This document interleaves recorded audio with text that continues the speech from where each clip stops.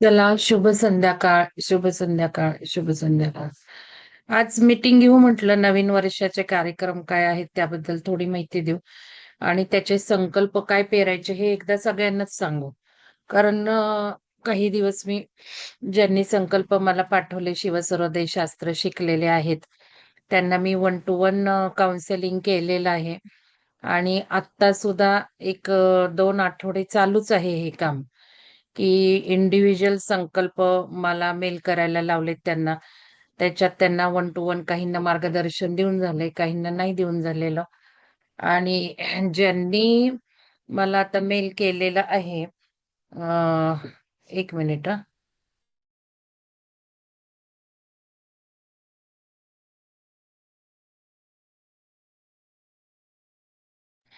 तर ज्यांनी मला मेल पाठवलेत, मी आत्ताच बघितले कोणाकोणाचे मेल आले. श्रद्धा कदम, स्वाती सावंत, सविता मोहिते, वर्षा देसाई, सुलक्षणा धामोरीकर, सविता धर्माधिकारी. बस एवढेच मेल आलेत. 1, 2, 3, 4, 5, 6. म्हणजे 60-65 जणांनी शिवसर्वोदय शास्त्र शिकलंय.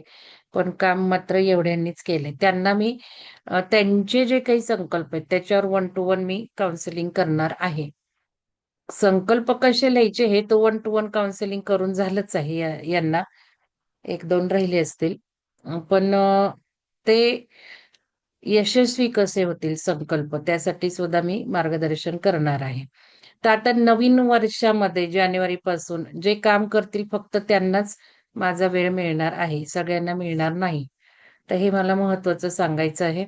आणि जे मी वर्ष एंड अखेरीस तुम्हाला लिहायला लावलं होतं, ते फक्त एकाच मॅडमचं आलेलं आहे. सुवर्णा खिस्ती मॅडमचं आलंय.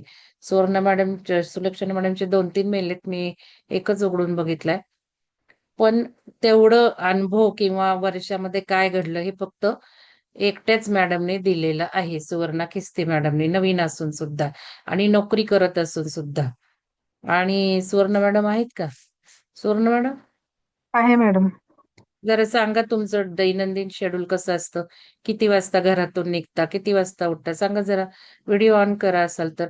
बघा या मॅडम स्वतःसाठी किती कष्ट घेतायत. कधी जॉईन झालात ते जरा सांगा. कारण हे महत्वाचं आहे. आपण नुसते कार्यक्रम अटेंड करून काही उपयोग नाहीये. व्हिडिओ ऑन करू शकताय का तुम्ही? करते करते 2च मिनिट. हां. तर मॅडम जॉब करतायत आणि खूप हेक्टिक शेड्यूल आहे मॅडमचं. तरी प्रत्येक वेळेला भाग घेतात त्या कार्यक्रम अटेंड करण्यामध्ये आणि जे काही सांगत आहे ते करण्यामध्ये.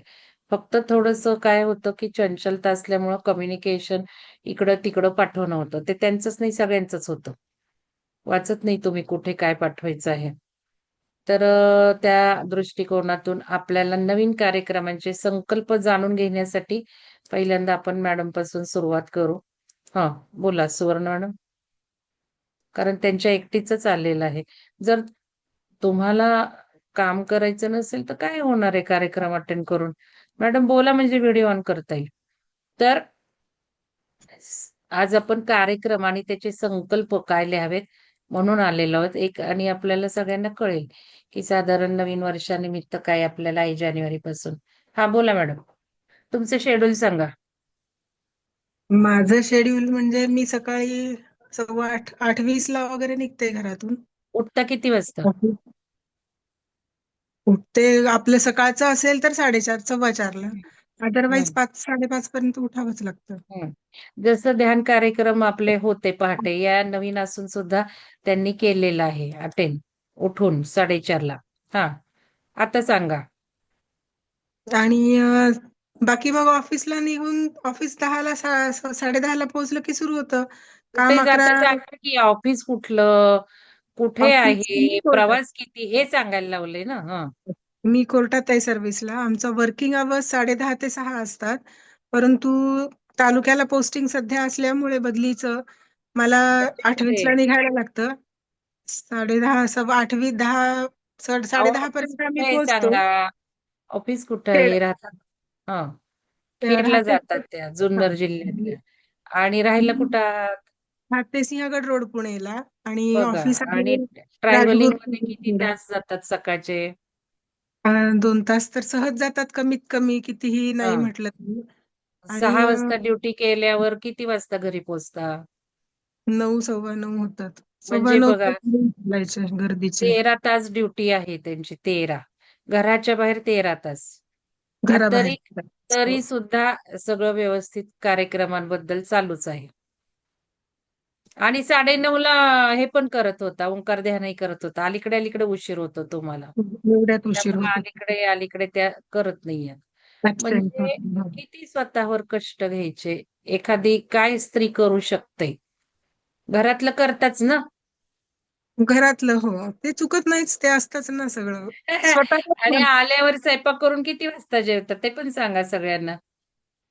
9:30 पर्यंत काही करायचं, कुकर लावणं, पोळी भाजी काय लागेल तसं होतं. आणि मग 9:45 10च्या आसपास बसतोच जेवायला, 9:45 10च्या आसपास. कारण बघा. मीच असते घरी, तर कोणाला जेवायला वाढणार? आणि फक्त यांनी जे काही वर्षाच्या शेवटी काम दिलेलं आहे, की माझ्यामध्ये काय बदल झाले, हे फक्त यांनी लिहावं का? किती शोकजनक, चिंताजनक आहे. ठीक आहे. धन्यवाद सुवर्ण मॅडम. धन्यवाद. धन्यवाद तर मॅडम. हे आपण धन्यवाद. सगळ्यांनी जाणून घेऊयात आणि या नवीन वर्षात शनिवार रविवारचा पुरेपूर युटिलायझेशन करूयात.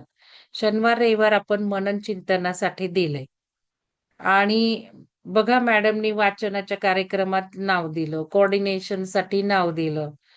माझी मदत घ्या म्हणतात. परवा मी शिवसरोदय ग्रुपवर टाकलं, की करोडो फायदे देणारा दानाचा मुहूर्त आहे. फक्त आपल्या सुषमा मॅडम आणि यांनी दिलीच आर्थिक सहाय्य. सुवर्णा ख्रिस्ती मॅडमनी काल आपण जाऊन ते आणि मी पण खूप धडपड केली कारण काल 12:30 पर्यंत तो मुहूर्त होता. त्यामुळं काही खाऊ आणला तो त्याच्या आतच आणून घेतला. तुमच्या नावाने आणून घेतला. हे सगळं मी करत असते. तर आणि परवापासून तो मुहूर्त होता. परवा त्यांनी दिले होते. आणि काल ते वापरले गेले 12:30च्या आतमध्ये आणि कार्यक्रम मी मात्र उशिरा घेतला जाऊन. तर ते तुम्हाला सगळ्यांना माहितीच आहे. तर आता हे लक्षात घेऊन सगळ्यांनी नवीन वर्ष आहे, काहीतरी संकल्प केला पाहिजे. व्यवस्थित संकल्प केला पाहिजे. कार्यक्रमांबद्दल संकल्प काय असावेत आणि माइंड अँड सोल कार्यक्रम आपण 8 दिवस मोफत कार्यक्रम केला.